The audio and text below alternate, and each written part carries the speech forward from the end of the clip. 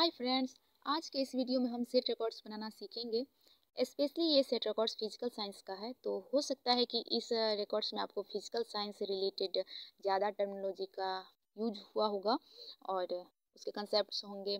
Set records चाहे किसी भी सब्जेक्ट्स का हो, थियरी पार्ट्स तो सबका सेम ही होता है, बस प्रैक्टिकल पार्ट्स में क्या है कि जो जिस सब्जेक्ट से रहेगा उसका क्वेश्चन रहेगा और उसके एकेडमिक स्टैंडर्ड्स होंगे। तो सेट रिकॉर्ड्स बनाना सबसे पहले क्यों ज़रूरी है? तो सेट रिकॉर्ड्स बनाना इसलिए ट्रेनिंग के दरमियान सिखाया जाता है कि ताकि जब हकीकत में टीचर बन के जाएँ तो वहाँ पे आप कैसे टेस्ट को कंडक्ट करेंगे, फिर स्टूडेंट्स से जो भी रिजल्ट्स आएगा उस बेसिस पे आप कैसे रिजल्ट्स तैयार करेंगे, कैसे ग्रेडिंग करेंगे, ये सब चीज़ सिखाने के लिए आपको सेट रिकॉर्ड्स बनाना सिखाया जाता है। तो देखते हैं कि सेट रिकॉर्ड्स हम कैसे प्रिपेयर करेंगे। तो सबसे पहले तो एक प्रीलिमिनरी पेज इन जनरली जैसे हम असाइनमेंट या रिकॉर्ड्स बनाते हैं तो उस तरह से बना लेना है। और उसके बाद इंडेक्स पेज। इंडेक्स पेज में क्या करना है, जैसे कि आप यहाँ पे देख रहे हैं, सीरियल नंबर, कंटेंट या टॉपिक्स, और उसके बाद जो चीज़ यहाँ पे मिसिंग है वो ये है कि आप यहाँ पे पेज नंबर भी मेंशन करें। पेज नंबर मेंशन करने से आपको ये फ़ायदा होगा कि फॉर एग्जांपल आपकी टीचर चेक कर रहे हैं तो उनको देखना है कि आपने सेट के मराहल क्या क्या लिखे हैं। तो फॉर एग्जाम्पल यहाँ पे आपने 20 पेज लिखा, पेज नंबर 20, तो वो क्या करेंगे कि स्क्रॉल करके डायरेक्ट पेज नंबर 20 में जाके देखेंगे कि आपने सेट के मराहल क्या क्या लिखे हैं। उनको रूब्रिक्स देखना है कि आपने रूब्रिक्स किस तरह बनाया है। फॉर एग्जाम्पल यहाँ पे 25 पेज नंबर मेंशन की, तो वो डायरेक्ट स्क्रॉल करके जा सकते हैं।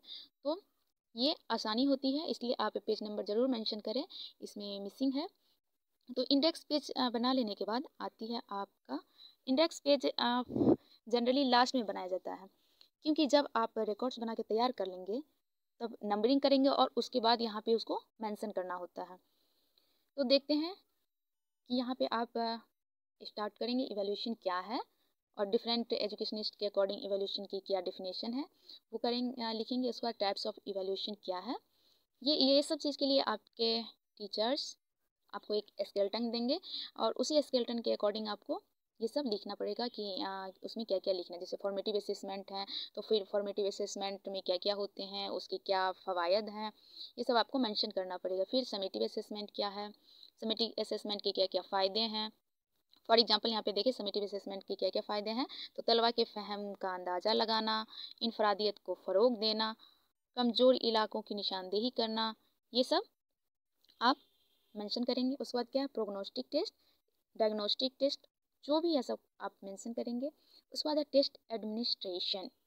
टेस्ट एडमिनिस्ट्रेशन जैसे कि ऑनलाइन ऑफलाइन, जनरली तो ऑफलाइन ही होता है, लेकिन जिस टाइम ये रिकॉर्ड्स बना था उस टाइम ऑनलाइन था, तो यहाँ पे हमको मेंशन करना था कि ये टेस्ट एडमिनिस्ट्रेशन क्या है, ऑनलाइन हुआ है। और फिर स्टैंडर्डाइज टेस्ट क्या है, टीचर में टेस्ट क्या है, नॉर्म रेफरेंस टेस्ट, यानी असेसमेंट रिलेटेड जितनी भी टर्मिनोलॉजी हैं वो सब आखिर होते क्या हैं वो आपको अपने रिकॉर्ड्स में लिखना है। क्राइटेरियन रेफरेंस टेस्ट क्या है। और फिर क्वालिटीज़ ऑफ गुड टेस्ट, एक अच्छे टेस्ट की खुसूसियत क्या क्या होती है, क्योंकि आप एक अच्छी टेस्ट क्वेश्चनियर तैयार कर रहे हैं, एक अच्छे पेपर तैयार कर रहे हैं, तो उसकी क्या क्या करेक्टरिस्टिक है ये भी आपको जानना बहुत ज़रूरी है। फॉर एग्जांपल पहला क्या है, एक्सेप्टेबिलिटी। एक्सेप्टेबिलिटी यानी कि आपका पर्चा ऐसा होना चाहिए कि हर एक स्टूडेंट उसको एक्सेप्ट करे। फॉर एग्जांपल आप फिजिकल साइंस पढ़ा रहे हैं और गलती से आपका अगर मैथ का पर्चा आ गया तो क्या उस पर्चे को स्टूडेंट एक्सेप्ट करेंगे? नहीं, क्योंकि वो क्या होना चाहिए, उसी मजमून से उसी सब्जेक्ट से रिलेटेड होना चाहिए। तो पहला इसका है क्वालिटीज़ की ये एक्सेप्टेबल होना चाहिए। Second one is objectivity. Objectivity यानी कि जो भी मकसद से आप टेस्ट ले रहे हैं उस मकसद पे मबनी होने चाहिए, उस मकसद पे बेस्ड होना चाहिए आपका पर्चा। तो यहाँ पे आप वो लिखेंगे कि टेस्ट पेपर एक खास मकसद पर बना होना चाहिए, मकसद पर मबनी टेस्ट से तलबा की महारत का इजहार होता है। मिसाल के तौर पर अगर तालिबे इल्म को इदराकी इलाका की शिनाख्त करनी है तो हमें उसी पर मबनी सवालनामा बनाना होगा। इदराकी इलाके में तालीमी मकासद की दर्जाबंदी इस तरह से है जैसे कि हमें स्टूडेंट्स की मालूमात, नॉलेज चेक करनी है तो हम क्या करेंगे, नॉलेज बेस्ड क्वेश्चन देंगे। अंडरस्टैंडिंग चेक करना, उसकी तफहीम मालूम करनी है तो तफहीम बेस्ड पे क्वेश्चन देंगे। तो क्या है, हमारा टेस्ट पेपर कैसा होना चाहिए, ऑब्जेक्टिव बेस्ड होना चाहिए। उसके बाद है equilibrium, then precise and clear. तो इस टाइप से आप उसके करेक्टरिस्टिक लिखेंगे। उसके बाद स्कोलास्टिक अचीवमेंट टेस्ट है क्या, तो तहसीली जांच को अक्सर असातिज़ा के जरिए तैयार किरदा जांच और म्यारबंद जांच के तौर पर दर्जाबंदी की जाती है। स्कूलों में हम आमतौर पर टीचर के जरिए तैयार किरदा जांच को इस्तेमाल में लाते हैं। जनरली आपने देखा होगा जैसे FA हो तो क्या होता है, ये टीचर मेड टेस्ट होते हैं, ये इसे टीचर ही प्रिपेयर करते हैं। तो आप लिखेंगे कि स्कॉलास्टिक अचीवमेंट टेस्ट क्या है। फिर जैसा कि हमने पहले भी बताया है कि मीनिंग लिखने के बाद उसके डेफिनेशन भी लिखें। एजुकेशनिस्ट के अकॉर्डिंग साइकोलॉजिस्ट इसको किस तरह से डिफाइन किया है। जैसे यहाँ पे देखिए कि गुड के मुताबिक क्या वो टेस्ट जो स्कूल में सिखाए जाने वाली किसी मजमून की मालूमात, महारतों और तफहीम वगैरह की जांच करे, वो क्या है, स्कॉलास्टिक अचीवमेंट टेस्ट है। तो इस तरह से आप लिखेंगे। उसके बाद देखिए कि स्कॉलास्टिक अचीवमेंट टेस्ट के खुसूसियात क्या क्या है, उसके कैरेक्टरिस्टिक को भी लिखना है यहाँ पे, और उसके ऑब्जेक्टिव्स क्या हैं। Then type of question, as we know कि हमारे क्वेश्चनियर जो भी होते हैं उसमें क्या है, हमें जो एग्जामिनेशन में क्वेश्चन मिलता है उसमें क्या है कि लॉन्ग टाइप भी होता है, खास करके समेटिव में long type, short answer type, objective type, सभी तरह के क्वेश्चन मेंशन होते हैं। तो यहाँ आपको लिखना पड़ेगा कि इसे टाइप क्वेश्चन आखिर होते क्या है और इसे टाइप क्वेश्चन कितने तरह के होते हैं। जैसे कि फॉर एग्जांपल आपने बहुत मरतबा ये देखा होगा कि लॉन्ग आंसर क्वेश्चन में आपको क्या रहता है कि इस क्वेश्चन का जवाब आपको 500 वर्ड में देना है। तो ये कैसा इससे टाइप हो जाएगा, रेस्ट्रिक्टेड टाइप, क्योंकि वहाँ पे आपको बोल दिया गया है कि आपको 500 वर्ड में ही अपने ख्यालात को जाहिर करना है। और दूसरा होता है एक्सटेंडेड रिस्पॉन्स टाइप। इसमें स्टूडेंट्स की पूरी तरह से आज़ादी होती है कि वो अपने ख्याल को अच्छी तरह से पेश करें, लेकिन दोनों में दोनों बातें हैं। जैसे मान लीजिए कि आपको रेस्ट्रिक्टेड रिस्पॉन्स टाइप में लिखना है तो वहाँ पे एग्जामिनर को कॉपी चेक करने में आसानी होती है, लेकिन एक्सटेंडेड में क्या है कि आप अपने ख्याल को, आप अपने थॉट को रेस्ट्रिक्ट नहीं कर रहे, वहाँ पे बाउंडेशन नहीं है, आप अपने जितना मन है उतना लिख सकते हैं। तो इस टाइप से आपको ये भी लिखना पड़ेगा, इससे टाइप आंसर या लॉन्ग आंसर क्या है, उसके कितने टाइप्स होते हैं, अगर टाइप्स हैं तो वो क्या क्या है। जैसे देखिए यहाँ पे हमने लिखा है रेस्ट्रिक्टेड रिस्पॉन्स टाइप क्या है, इस किस्म के सवालात में पाबंदी लगाई होती है कि आप मुकर्रर सफ़ा या लाइन में, जैसे रहता है ना 10 लाइन में, छोटे बच्चों के क्वेश्चन है तो रहेगा 10 लाइन में लिखें, अगर बड़ों बच्चों के हैं तो 1000 वर्ड्स में लिखिए, 500 वर्ड्स में लिखें, इस तरह से। तो अगर ऐसे क्वेश्चन है तो वो क्या हो जाएंगे, रेस्ट्रिक्टेड रिस्पॉन्स टाइप। वही देखिए बी में क्या है, एक्सटेंडेड रिस्पॉन्स टाइप और ओपन एंडेड टाइप, तो आपको ये सब मेंशन करनी पड़ेगी। देन है short answer type. Short answer type भी क्या होते हैं वो भी आप लिखें। उसके बाद बारी आती है ऑब्जेक्टिव टाइप क्वेश्चन की। तो इसे तो हम लोग बहुत ज़्यादा फेमिलियर हैं कि ऑब्जेक्टिव टाइप क्या क्या होते हैं, fill in the blanks, one word question, true false. जैसे देखिए यहाँ पे एग्जांपल भी देके बताया गया है। देखिए ये MCQ है, उसके बाद ये वन वर्ड है। तो आप जब ब्लूप्रिंट बनाएंगे तो ये सब में से किसी को भी चूज कर सकते हैं। जब भी आप ऑब्जेक्टिव बनाएं तो फिल इन द ब्लैंक्स भी दे, ट्रू फॉल्स भी दे, वन वर्ड क्वेश्चन भी दे या मैचिंग टाइप भी दे सकते हैं। तो ये सब क्या है, ऑब्जेक्टिव के टाइप्स हैं। उसके बाद क्या है, स्टैंडर्डाइजेशन ऑफ टेस्ट, कि आपका कंटेंट क्या क्या है, आप कौन कौन से कंटेंट से टेस्ट ले रहे हैं ये भी आपको मेंशन करना पड़ेगा। जैसे देखिए यहाँ पे लिखा है कि मुअल्लिमा के जरिए मुनक्किद किया गया सेट में 3 मवाद लिया गया था और उसी से सवालात लिए गए थे। मवाद दर्ज झिल हैं acid, base and salt, refraction and curve surface and electric current. तो हमने ये 3 टॉपिक्स पढ़ाए थे, तो इसी 3 टॉपिक से हमने टेस्ट भी कंडक्ट करवाया था। फिर एडमिनिस्ट्रेशन है कि हमने किस तरह से टेस्ट को एडमिनिस्टर किया। देन स्कोरिंग, तो आप ये सब चीज़ को अच्छे से लिखेंगे अपने वर्ड्स में। देन है इंटरप्रिटेशन। उसके बाद बारी आती है ब्लूप्रिंट की, जो कि बहुत ही अहम टर्म्स है। इम्तिहान के लिए सवाल का पर्चा तैयार करना हो तो ब्लूप्रिंट ज़रूरी होता है। ब्लूप्रिंट एक 3 रुखी चार्ट होता है जिसमें मवाद यानी कि कंटेंट अमूदी ख़त पर और मकासद क्या उफ़क़ी ख़त पे। तो यहाँ पे एक इम्पोर्टेंट चीज़ है कि यहाँ पे आपको टर्मिन एग्जामिनेशन में भी ये पूछ सकता है और ख़ास करके कंपटीशन में भी ये पूछता है कि ये ब्लूप्रिंट में कंटेंट वर्टिकल एक्सिस पे होते हैं या हॉरिजॉन्टल एक्सिस पे, या ये भी पूछ सकता है कि ये ऑब्जेक्टिव्स किस पे होते हैं, हॉरिजॉन्टल पे या वर्टिकल पे। तो इसको आप जरूर याद कर लें, ये बहुत VVI क्वेश्चन है कि ब्लूप्रिंट में कंटेंट किस पे रहेगा, वर्टिकल एक्सिस पे, और ऑब्जेक्टिव्स किस पे रहेगा, हॉरिजॉन्टल पे। तो ये आपको मेंशन करना पड़ेगा। और ब्लूप्रिंट्स की मदद से और भी उमूर का तयन किया जाता है जो कि दर्ज झील है। सवाल की नौइयत और तादाद, यानी कि क्वेश्चन के क्या नेचर्स हैं, कितने नंबर्स हैं, ये सब चीज़ आपको ब्लूप्रिंट से हेल्प होती है। ब्लूप्रिंट बनाते वक्त हमें किन किन चीज़ का ख्याल रखना चाहिए, वो है weightage to content, weightage to question, weightage to instructional objectives and weightage to difficulty level. तो सबसे पहले हम देखेंगे वेटेज टू कंटेंट। ब्लूप्रिंट बनाते वक्त सबसे पहला मरहला होता है कि हम मवाद को कितना अहमियत दे रहे हैं। ये ख्याल रखा जाता है कि कमरे जमात में जो भी मवाद पढ़ाया जाए उसी मवाद से सवाल भी देने जाने चाहिए।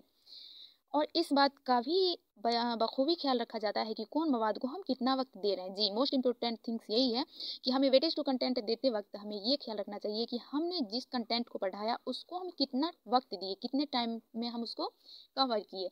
जैसे फॉर एग्जांपल हमने पेरीमीटर एंड एरिया पढ़ाया, तो पेरीमीटर एंड एरिया में बहुत सारे सब टॉपिक्स हैं। सर्कल है, सर्कल का पेरीमीटर, ट्रायंगल का पेरीमीटर। तो किस सब टॉपिक्स को हमने कितना ज़्यादा टाइम दिया, जिसको ज़्यादा टाइम्स दिया उससे उसको हम ज़्यादा वेटेज देना है, जिसको हमने कम टाइम दिया उसको हमें कम वेटेज देना है। उसके बाद है weightage to question, then weightage to instructional objectives. Instructional objectives में आप ये बताएंगे, जैसे अगर एकेडमिक स्टैंडर्ड्स हैं तो एकेडमिक स्टैंडर्ड्स बेस पे, अगर टेक्सोनॉमी पे है तो ब्लूम्स टेक्सोनॉमी पे। उसके बाद है डिफ़िकल्टी लेवल। डिफ़िकल्टी लेवल में आप ये देंगे कि जैसे अगर आसान है उसको 50%, औसत 17% एंड मुश्किल को 15%। जनरली हमारे क्लास में क्या है, एवरेज बच्चे ज़्यादा होते हैं, इसीलिए हमारे टेस्ट पेपर्स भी क्या है, एवरेज को ज़्यादा वेटेज देना है। और कुछ बच्चे एवरेज से बिलो भी होते हैं तो उनके लिए भी क्वेश्चन बनाना है, और कुछ बच्चे एवरेज से ऊपर भी होते हैं तो उनके लिए भी क्वेश्चन हमें बनाना है। तो इस तरह से हमें एक अच्छा सा बना लेना है। जैसे ये देखिए हमारा टेस्ट पेपर क्या है, ब्लूम्स के ऑब्जेक्टिव्स पे बेस्ड है। तो हमने रिमेम्बरिंग, अंडरस्टैंडिंग, एप्लीकेशन और स्किल, इस बेस्ड पे हमने वेटेज दिया। जैसे जनरली हम जानते हैं कि एप्लीकेशन को क्या करना है, ज़्यादा वेटेज देना, तो एप्लीकेशन को हमने ज़्यादा वेटेज दिया, 40% दिया। उसी तरह देखिए कंटेंट में भी हमने एसिड एंड बेस में ज़्यादा कंटेंट था, रिफ्रैक्शन ऑफ कर्व सरफेस का ज़्यादा कंटेंट था तो उसको हमने ज़्यादा वेटेज दिया। और इलेक्ट्रिक करंट का हमने एक ही सब टॉपिक पढ़ाया था तो इसलिए इसको कम वेटेज दिए। यहाँ पे आप देख सकते हैं क्लियरली कि हमने इलेक्ट्रिक करंट का एक सब टॉपिक पढ़ाया तो इसको कम वेटेज दिए, और इसका ज़्यादा सब टॉपिक्स पढ़ाए तो इसको ज़्यादा वेटेज देंगे। ये मेरा सेट रिकॉर्ड्स 25 मार्क्स का था। अगर आपका 100 मार्क्स का रहे या 70 मार्क्स का रहे तो उसी अकॉर्डिंग आपका ये मार्क्स भी चेंज हो जाएगा। तो देखिए इसी तरह से weightage to type of questions, weightage to difficulty level. अब बारी आएगी हमारी ब्लूप्रिंट की, जो कि बहुत ही इम्पोर्टेंट है। तो इस तरह से आप ये ब्लूप्रिंट बना लेंगे। सबसे पहले लिखेंगे सब्जेक्ट, देन क्लास, कौन से क्लास का है। फुल मार्क्स आपका अगर 100 है तो 100 लिखेंगे, 70 जितना भी आपका रहे उस तरह लिखना है। तो यहाँ पे देखिए जैसे कि हमने अभी पढ़ा था कंटेंट को कहाँ रखना है और हमें ऑब्जेक्टिव्स को कहाँ रखना है। फिर ये भी याद रखिए कि हमने रिमेम्बरिंग को कितना वेटेज दिया था, 5, तो यहाँ पे 5 होना चाहिए। और जितना क्वेश्चन है ये क्वेश्चन का भी ऐड क्या होना चाहिए, 5 ही। यानी कि वर्टिकल करें या हॉरिजॉन्टली करें, हम दोनों का ऐड कितना होना चाहिए, 25। और एक इम्पोर्टेंट चीज़ ब्लूप्रिंट्स में, जैसे मान लीजिए यहाँ पे क्या है, शॉर्ट आंसर में 2 × 1 लिखा हो तो इसका मतलब क्या हुआ, इसका मतलब हुआ कि 2 मार्क्स का 1 क्वेश्चन है, 2 मार्क्स का 1 क्वेश्चन। तो शॉर्ट आंसर देखिए हमारे लिए कितना है, 2 मार्क्स का था। फॉर एग्जाम्पल जैसे देखिए 5 × 1 लिखा रहेगा तो इसका मतलब क्या है, 5 मार्क्स का 1 क्वेश्चन है, यानी कि ये लॉन्ग क्वेश्चन है। तो इस तरह से आप ब्लूप्रिंट बना लेंगे। जब आपका ब्लूप्रिंट प्रिपेयर हो जाएगा तो आप सेट रिकॉर्ड का क्वेश्चन, इस तरह से आप क्वेश्चन बना लें। तो ये हमारा क्वेश्चन है। फिर इसका आंसर शीट प्रिपेयर कर लें हर एक क्वेश्चन का। और कॉपी चेक करने के लिए आप रूब्रिक्स भी, जैसा कि हमने पहले भी मेंशन किया इससे पहले वाले वीडियो में, कि आपको रूब्रिक्स भी बनाना ज़रूरी है। कि आप ऑब्जेक्टिव के लिए, जैसे अगर मान लीजिए कि आप हाफ मार्क्स का रखते हैं तो फिर वहाँ पे हाफ मार्क्स देना है, अगर 1 मार्क्स का है तो 1 मार्क्स देना है। तो आप इससे रूब्रिक्स के जरिए क्लियर कर सकते हैं। जैसे देखिए हमने लिखा है for objective each correct answer carry on 1 marks, there is no negative marking. Then short answer के लिए 2 मार्क्स था, तो अगर स्टूडेंट्स डेफिनेशन या फॉर्मूला लिखे हैं तो 1 मार्क्स, एग्जाम्पल और प्रोसेस लिखे हैं तो उसके लिए भी 1 मार्क्स। ये टोटल 2 मार्क्स का था, कैरी 1 मार्क्स यहाँ पे होगा। और फॉर लॉन्ग क्वेश्चन, जैसे मेरे लॉन्ग क्वेश्चन 5 मार्क्स का हमने दिया था तो उसके लिए कंडीशन है कि अगर स्टूडेंट्स ने डेफिनेशन लिखे तो उससे 1 मार्क्स मिलेंगे, टाइप्स लिखे तो 1 marks, example, given, formula, result, तो इस सब के लिए पहले ही क्राइटेरिया फिक्स होती है कि बच्चे ने क्या क्या चीज़ लिखा है तो उसके लिए उसे कितने मार्क्स मिलेंगे। फॉर एग्जाम्पल बच्चे ने कोई क्वेश्चन सॉल्व किया और उसने ऊपर के 4 स्टेप्स तो किए लेकिन नीचे का एक रिजल्ट उन्होंने गलत लिखा, तो उसे हमें क्या है 4 मार्क्स देने हैं, क्योंकि उन्होंने 4 मार्क्स तो सही किया। तो इस तरह से आप रूब्रिक्स बना लेंगे। रूब्रिक्स बनाने लेने के बाद आपका क्या है कि किस स्टूडेंट्स ने कितने मार्क्स हासिल किए वो बनाना है।